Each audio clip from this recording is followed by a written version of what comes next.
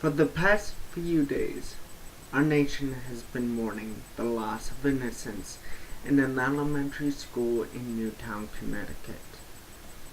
The country has been overwhelmed with a sense of horror, coupled with a great sadness that only death can bring.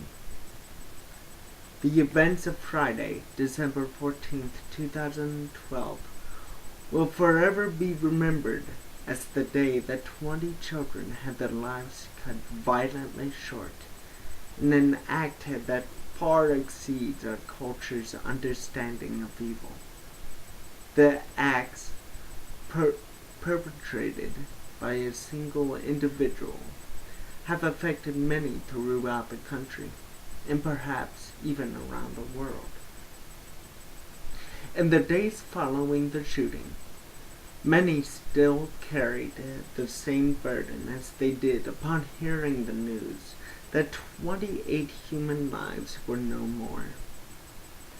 Though we did not wish to be burdened with ongoing coverage, we found ourselves constantly glued to the television, hoping beyond hope that we could make sense out of the senseless. Throughout the weekend, we listened to others as we sought answers to our own questions. I do not promise answers to questions. I do not claim to have words that will erase the pain that the past few days have caused. What I can and will speak upon is my issue with the coverage of this tragedy thus far. My emotions, like many, have been rocked not only by the senseless nature of this attack, but by our immediate need to blame something other than our human nature. Friday night should have been a night by which we could pay our respects and lend our support, encouragement, and prayers to those of Newtown, Connecticut.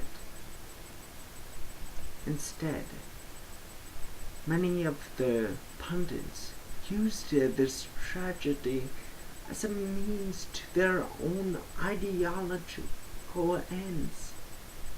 The bodies of these little ones had not even started to lose their heat before some on the cable channels were exploiting the pain of others to campaign for their own political views.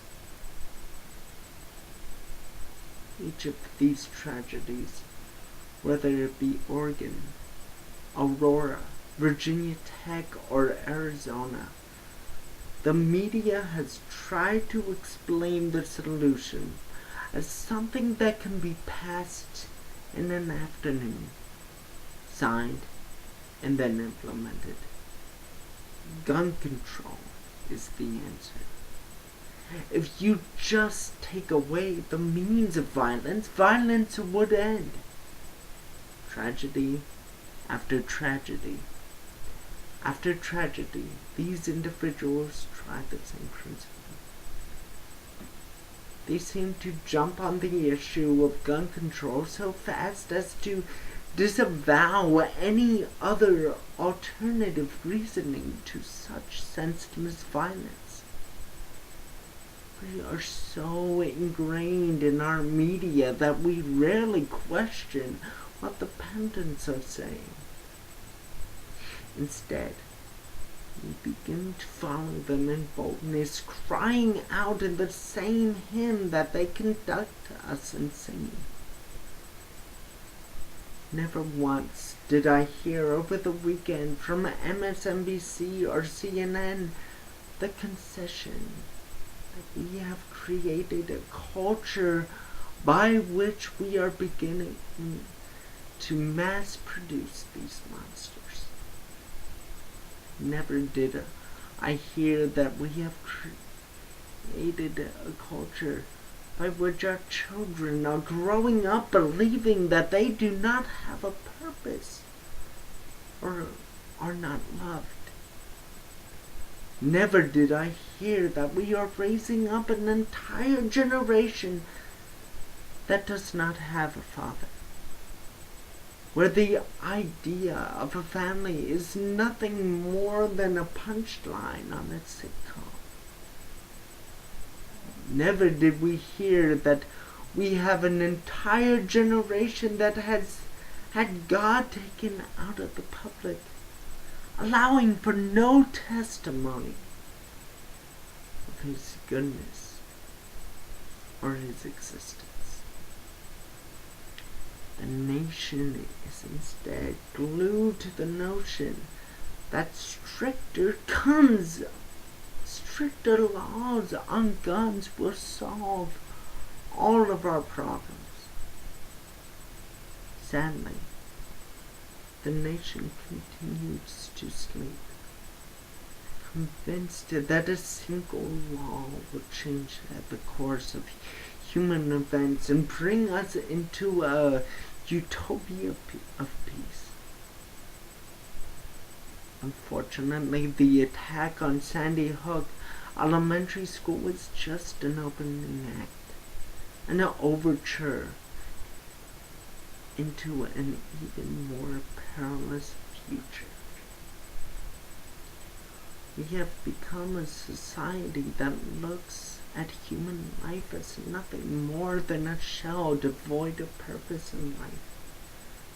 We continue to try to fix the darkness by refusing to let the light shine on it.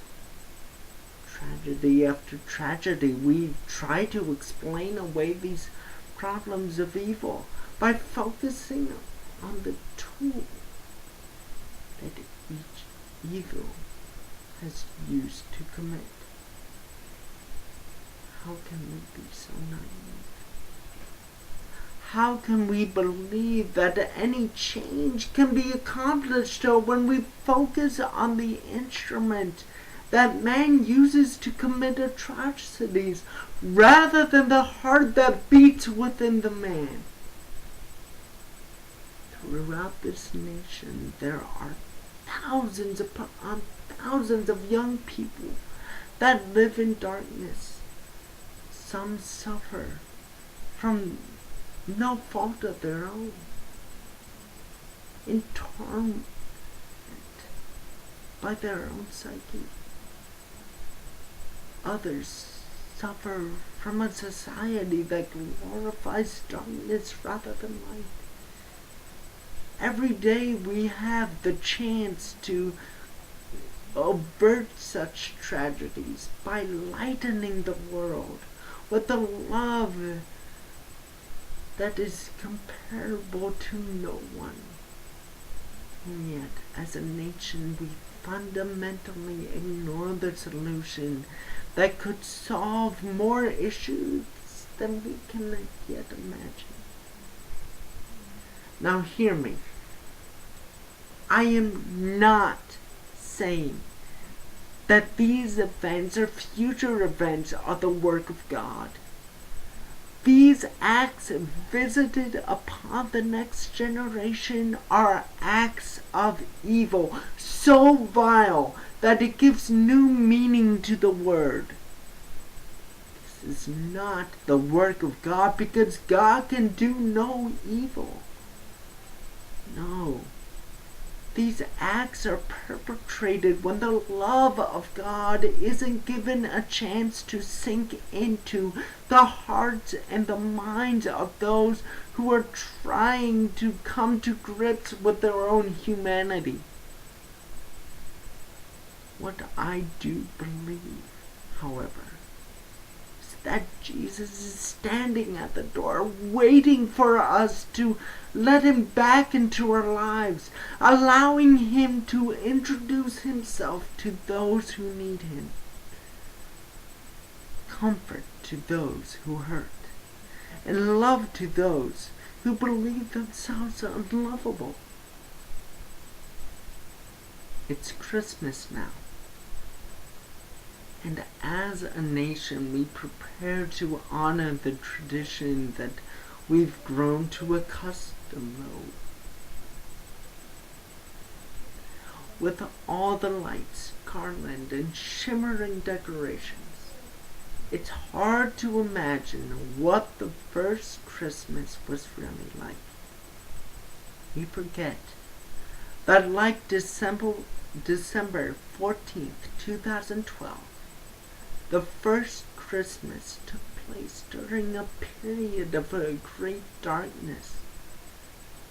Like in 2012, the people in Israel lived in fear, unsure what tomorrow would bring. And then something happened. A light was born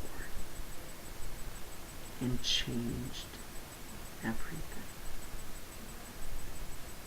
One light could change your community, my community, this nation. All we have to do is let the light shine. May we pray for those affected by the shooting and the loss of innocence. May we pray that the Lord would bring comfort and healing, not only to the victim's family, but to a nation that needs him. Sleep in heavenly peace.